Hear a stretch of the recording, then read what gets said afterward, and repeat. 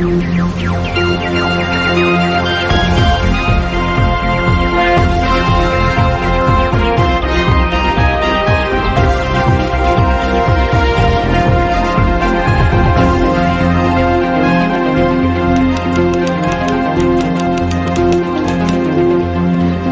very good evening to you and welcome to our Primetime News. I'm Sandro Ferdinando. And I'm Nicola D'Souza, wishing all our viewers a very prosperous and fruitful Sinhala and Tamil New Year. Let's take a look at tonight's headlines. Happiness reigns as Sri Lankans welcome the New Year. New faces to the SLFP Central Working Committee. Clash between two villagers in Padiyathalava leaves 2 dead. On arrival visas for Sri Lankans travelling to India starting from today. Crude oil prices in world market on the rise.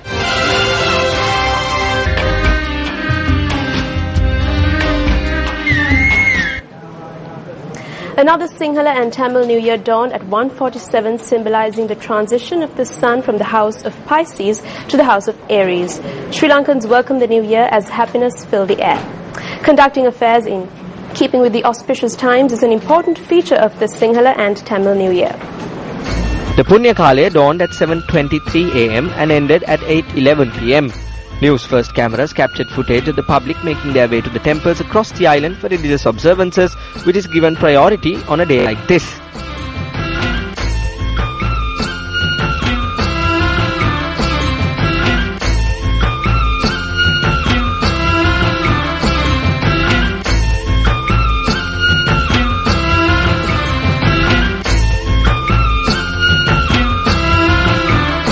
Devotees from across the island visited the temple of the sacred tooth relic today to obtain blessings for the new year.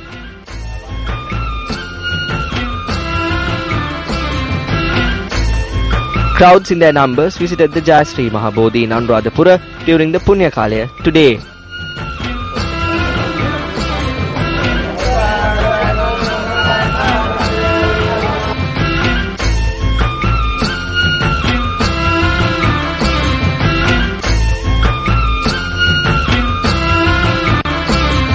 The Sinhala and Tamil New Year dawned at 1:47 this afternoon, signifying the transformation of the sun from the zodiac signs Pisces to Aries. Keeping with tradition, the ceremony of boiling milk at the temple of the sacred tooth relic in Kandy took place under the auspices of the Diyavadana Nilame of the temple, Nilanga Dela, at the Hevisi arena of the temple.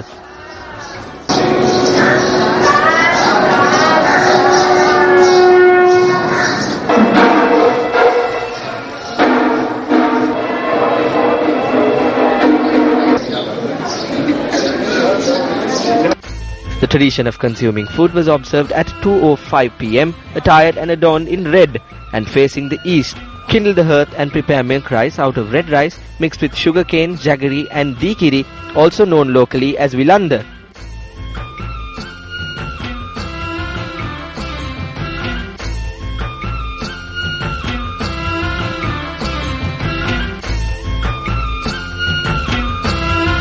Auspicious time for the first business transaction and for partaking of meals was at 2:42 pm, facing the east, attired in red.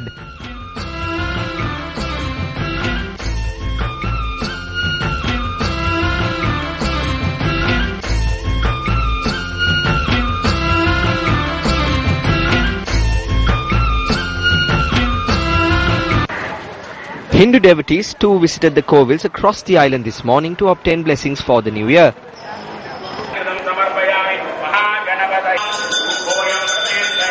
According to Hindu traditions, today dawned the 29th year of the 60-year calendar. Devotees first bathe and then kindle the hearth before heading to the Kovils to obtain blessings from the gods. Persons who faced a severe lack of water as a result of the Umaya Multipurpose Development Project and also lost their homes in the process celebrated the dawn of the new year today. Utam pakiri umang bindina minissu dan doi waturanatua kaum kanna aurundakoi. The Uma Oya Multipurpose Development Project brought many issues to the people of Badulla and Bandaravela since the day it commenced. When persons who claimed that the project would bring development to the country forgot that these villages exist, the people living in the area not only lost their homes but also their water sources. Area residents who lived in seclusion had to witness their wells dry up and were rendered helpless. A project that was supposed to provide water to the entire nation only resulted in this village having to depend on a water bowser to engage in the tradition of trading with water this New Year season.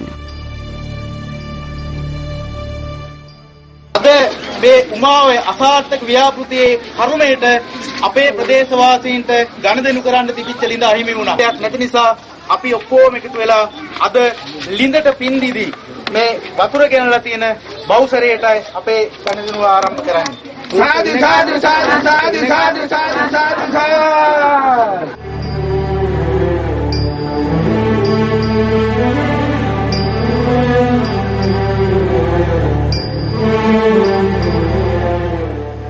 The tradition was performed opposite the Heel Oya train station in Bandaravela.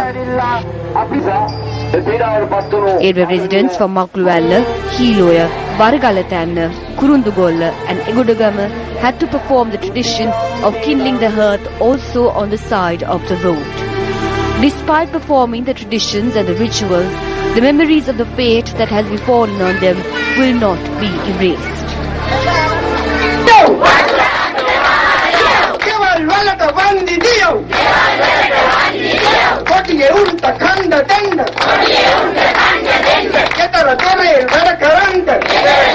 Area residents charge that even though the Uma Oya project was temporarily put to halt, the silence of relevant government officials have not provided a solution. ගෙවල් පුපුරලා ඉන්න බැරි තත්ත්වයක් වගේ උත්තන් හරි මේකට බලලා අපිට සහනයක් සැනසීමක් ලබා දෙන්න කියලා හැම දෙනාගෙම ඉල්ලා සිටිනවා. අපේ අලුත් අවුරුදු චාරිත්‍ර වාරිත්‍ර කරේ ලිඳත් එක්ක ගණදෙනු කරා. ඒකම අපි වැඩ ඇල්ලුවේ කුඹුරේ. නමුත් අද අපිට ලිඳ හිමි වෙලා වතුර බින්දුවක්වත් නැහැ. වතුර නැහැ. ගෙවල් ඉරිතලලා ගෙවල් වලින් අපි අයින් වෙලා ඉන්නේ. ගොඩාක් දුක් මහන්සියෙන් හම්බ කරගත්ත අපේ ගෙවල් හදාගත්ත ගෙවල් ඒවා ඉරිතැලීම් වලට ලක් වෙලා. Until the inauspicious time of the area residents living in Uma Oya passes, they still wait for a drop of water with much hope. උමං බින්දින මිනිස්සු දැන් දොයි වතුර නැතුව කැවුම් කන්න අවුරුද්දක් කොයි. Traditions play a vital role in celebrating the Sinhala and Hindu New Year. Tonight we take a look at the tradition of applying oil.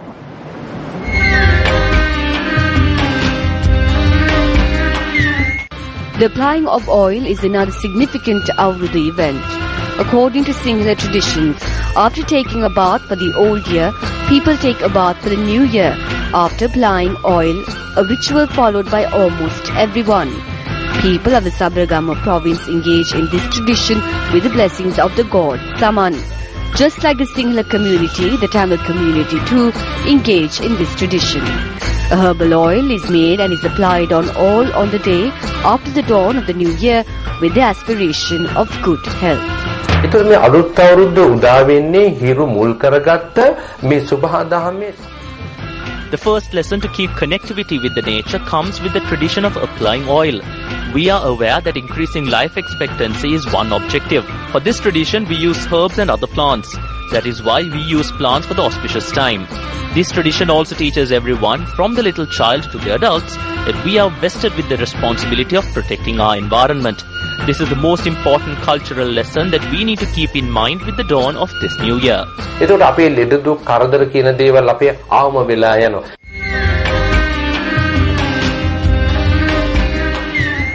Many institutions took measures to expand their social responsibilities to make life easy for the general public during the New Year season. The special opportunity provided to visit 17,000 inmates housed at 29 prisons across the country was in effect today as well. Commissioner General of Prisons Rohana Pushpakumara, speaking to Newsfirst, said that food brought from outside are not permitted within the prisons on a normal day. However, during these 2 days, there would be an exception made on food brought from outside. He went on to note that all New Year traditions will follow in prisons island-wide.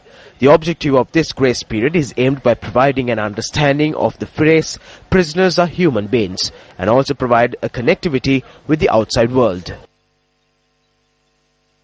The National Transportation Commission says that a special bus service will be in effect from tomorrow for the convenience of those who headed to their villages for the festive season to return to Colombo. Chairman of the NTC, D.S. Jayavira, said that buses will reach Colombo from various destinations. He added that buses have also been deployed to the expressway to travel to Colombo from Mathura and Galle. Railway Superintendent L.A.R. Ratnayaka, speaking to Newsfirst, said that a special train service has also been put in place for those returning to Colombo from their respective villages.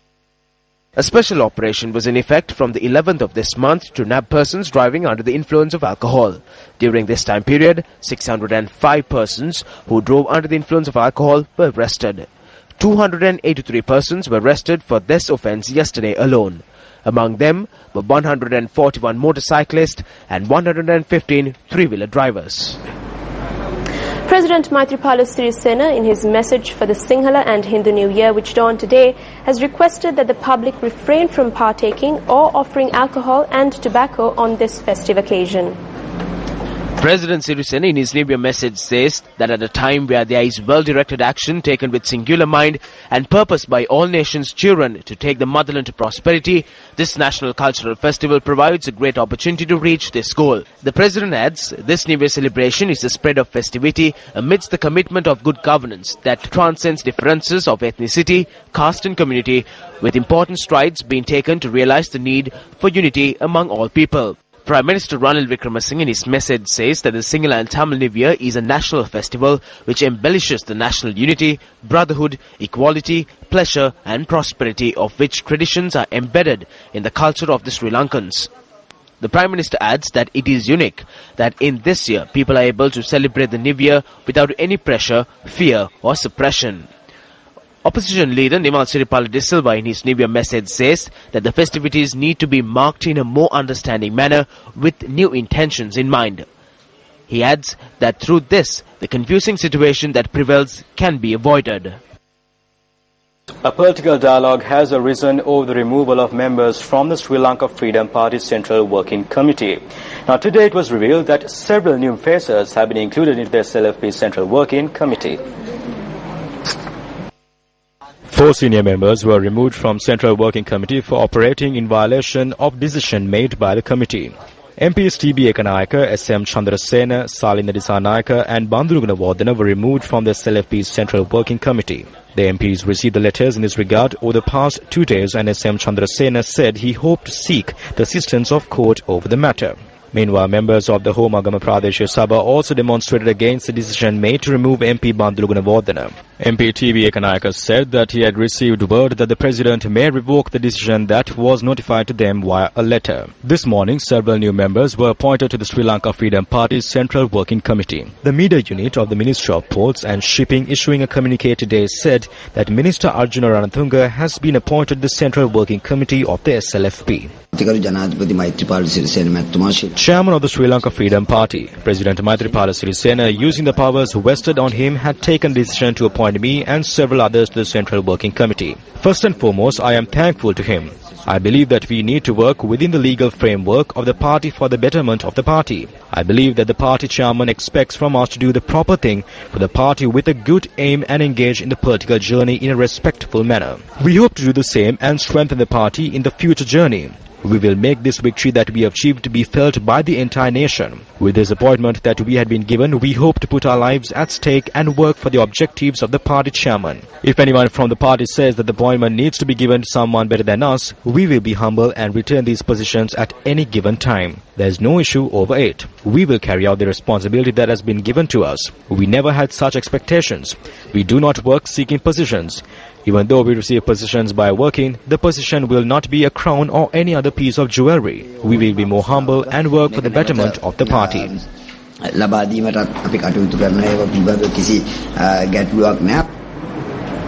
The Office of the Police Media spokesperson says that 2 persons were killed in a reignited conflict between 2 villages in Padiyathalava.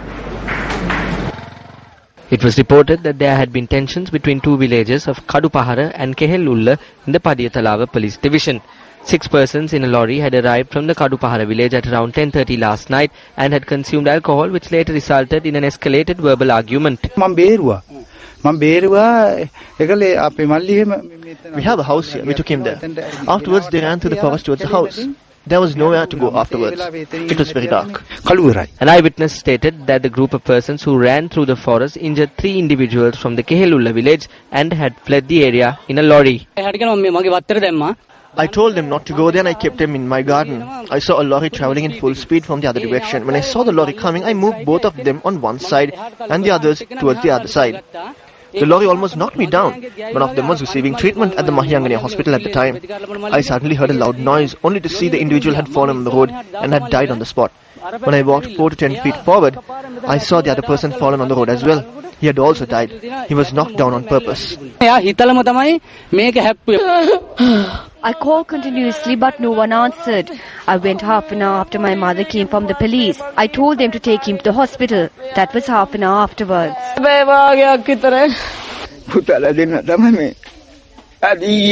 The 2 persons who were knocked down by the lorry were my sons. I got to know they died after I came from the hospital. I saw blood everywhere. That is when I knew. Both victims were brothers from the same family. One was the father of a child and only 28 years old at the time of his demise. One person is receiving treatment at the Mahiyangane hospital. An altercation took place at around 10:30 last night. After the fight, one person purposely knocked down 3 persons in his lorry. This is still considered a homicide. We arrested the driver on charges of manslaughter. We are attempting to arrest another suspect in relation to this incident. The driver, who was arrested in connection to the incident, was presented before the Dehiyattakandiya magistrate and was later remanded until the 28th of April.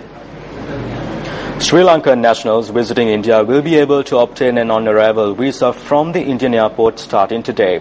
Now, this initiative was launched as a result of the pledge made by Indian Prime Minister Narendra Modi during his recent visit to Sri Lanka.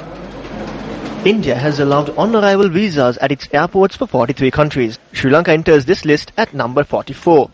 Thereby, Sri Lankan nationals who arrive in the airports of Delhi, Mumbai, Chennai, Kolkata, Hyderabad, Bangalore, Tiruvananthapuram, Cochin and Goa will be able to obtain a 30-day visa. Prime Minister Narendra Modi made this announcement when he visited Sri Lanka recently. The Prime Minister during his visit said that this initiative is being carried out to mark the birthday of Dr. B.R. Ambedkar, the chief architect of the Indian Constitution. We will extend the facility of tourist visa on arrival electronic travel authorization scheme to Sri Lankan citizens from the Sinhal and Tamil New Year on 14th April 2015. You are watching News First, and up next is Action TV.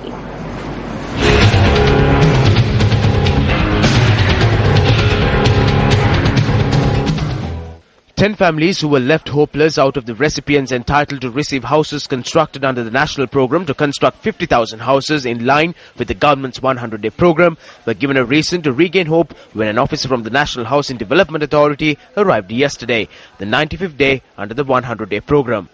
The 10 families reside in Sisirwatta area in Saliyaveva, Anamadua.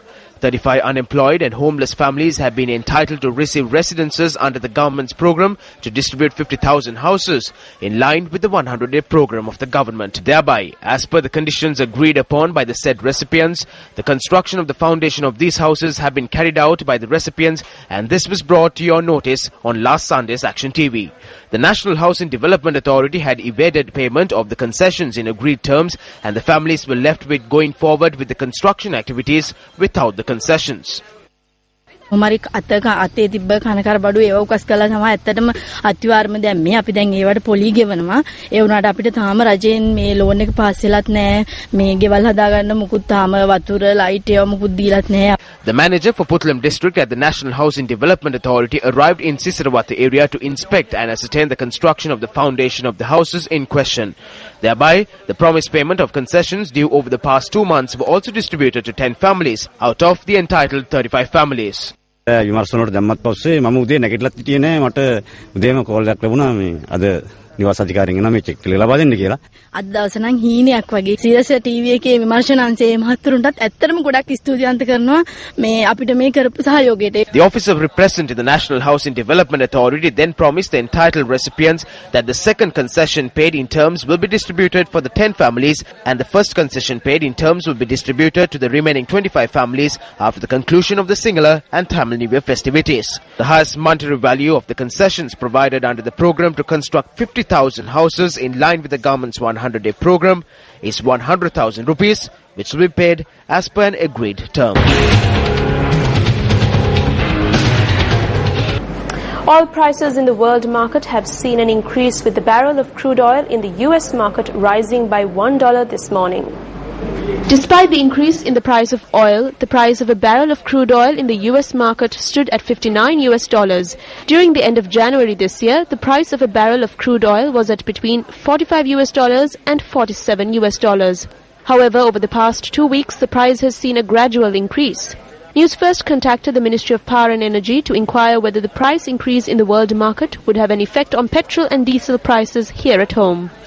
The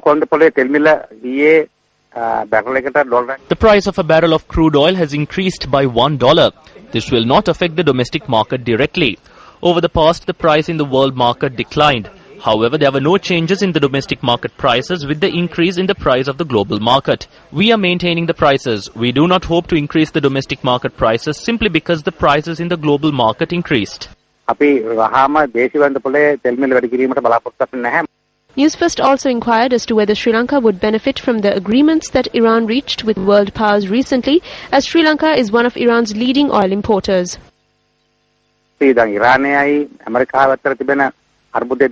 Tensions between Iran and America have eased. With regard to the sanctions that were imposed on Iran, I believe that we would be able once again to import oil from Iran and provide at a reasonable price for the local consumer.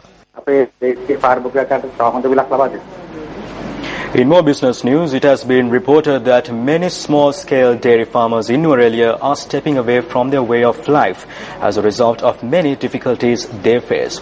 Newsfirst takes a closer look in this situation. During the course of last year, many programs were initiated with the sole objective of making Sri Lanka sufficient in dairy production by the year 2016. The aim of the program was to cut down on the expenditure made to meet the importation demand of dairy milk, which is at 67%. The Minister of Economic Development also planned to create more jobs and increase the family income through developing such programs. However, dairy farmers who have engaged in this trade for generations are faced with numerous issues.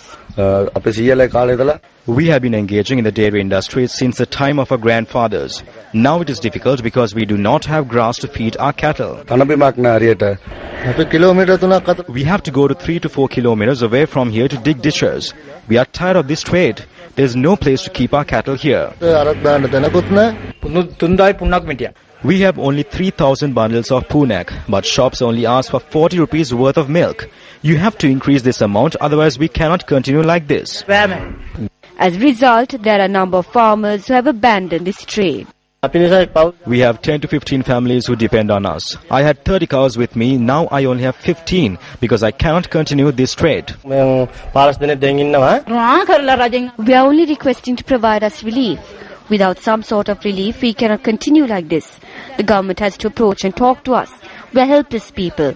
We are not able to do anything else. We are also ready to give some of our cows. And